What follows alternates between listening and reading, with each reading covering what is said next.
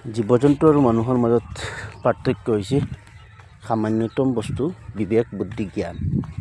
এই সামান্য বস্তুটো যদি মানুহৰ ওচৰত নাথাকিলেহেঁতেন আজি মানুহ জীৱ জন্তুৰ নিচিনা ৰাস্তাই ঘূৰি ফুৰি থাকিলেহেঁতেন। কেতিয়াবা এনেকুৱা মনত পৰে দেখিলে কিছুমান মানুহ আছে দেখাত কিমান ফিটফাট, কিন্তু ৰাস্তাৰ কাষে ৰাস্তাৰ পেটত শুই আছে, ৰাস্তাৰ কাষত ঘূৰি আছে। না খোৱা বোৱাৰ কোনো নিৰ্দিষ্ট আছে, না টোপনিৰ কোনো নিৰ্দিষ্ট আছে, কোনো নাই। এক ডাইৰেক্ট বনৰীয়া জীৱ জন্তু যিবিলাক যেনেকৈ চলে ঠিক তেনেকৈ মানুহ চলে।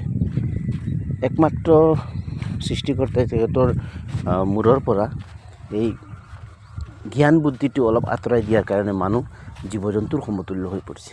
গতিকে এই সামান্যতম বস্তুটো যদি নাথাকে আমি জীৱ জন্তুৰ সমতুল্য হৈ পৰিম।